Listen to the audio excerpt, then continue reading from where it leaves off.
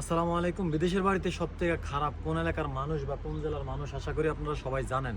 আশা করি আপনারা সবাই কমেন্টে বলবেন সেই জেলার নামটা, আমি আর নাই বলি। বিদেশের বাড়িতে সবথেকে বড় কষ্ট কি জানেন? বিদেশের বাড়িতে সবথেকে বড় কষ্ট হচ্ছে যে ভালো একটা কলিগ না পাওয়া। যাদের সাথে আপনি কাজ করেন ওই কলিগ যদি ভালো না হয় তাইলে আপনি কাজ করে যেমন মজা পাবেন না, আবার রুমমেট যদি ভালো না হয় তাইলেও আপনি কাজ করে মজা পাবেন না।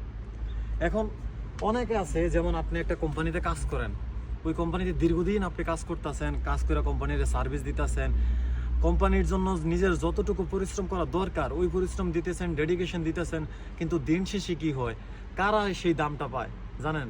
যারা চাটুকার তারা সেই দামটা পায়। এমন বহু লোক আছে, যেমন ফর এক্সাম্পল আপনারা একসাথে 4-5 জন কাজ করতেছেন, একজন একদিন দেরিতে গেছে, অথবা আপনি বলছেন যে সমস্যা নাই, তুমি যেহেতু অসুস্থ আধা ঘন্টা পরে আসো আজকা, কিন্তু এই কমিউনিকেশনের ভিতরেও একজন খবরটা সুন্দর মতো মুদিরের কানে বা ম্যানেজারের কানে পৌঁছাই দিছে।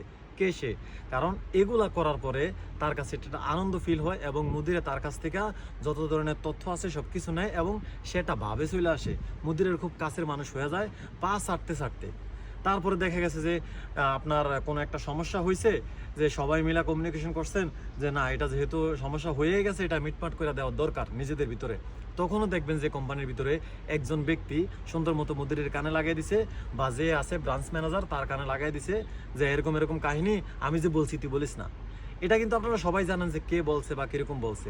এইভাবে পা ছাড়তে ছাড়তে ছাড়তে ছাড়তে বিদেশের বাড়িতে তারাই সব থেকে বেশি দাম পায়, যারা পা ছাটে কিন্তু কাজে করবে না, মুখে ফটফট করে বড় হয়ে যায়। যেমন আপনি যখন মুদিরের কাছে দেখা হয় তখন আপনি কি বলেন?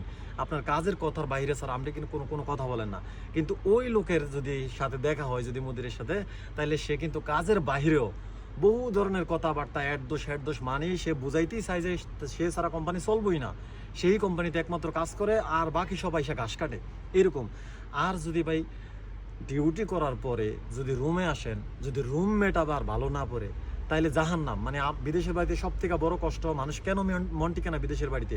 টাকা পয়সার জন্য না ভাই, বিদেশে মানুষ মেলা টাকা কামায়, যেটুকু কামায় বাংলাদেশের মানুষ, বহু ভালো ভালো অফিসার আছে তারা যদি সৎ পথে চলে এতটুকু টাকা কামাইতে পারে না, কিন্তু তারপরেও কেন অশান্তি, তারপরেও কেন ভালো লাগে না, মন টিকে না?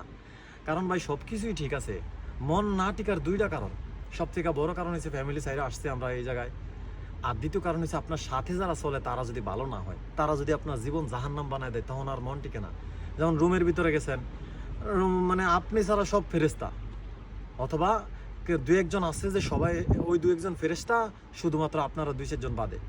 এরকম ভাই রুমের ভিতরে যদি রুমের স্টাফগুলো যদি বা রুমমেট যদি ভালো না পড়ে, আর কাজের ক্ষেত্রে যদি কলিগ ভালো না পড়ে, কমিউনিকেশন ভালো না থাকে, সেইখানে যদি পাঁচাটা হয় বা দলীয় কোরাম হয়ে যায়, তাইলে মনে করেন আর বিদেশের বাড়িতে শান্তি থাকে না, শান্তির জায়গায় শান্তি থাকে না।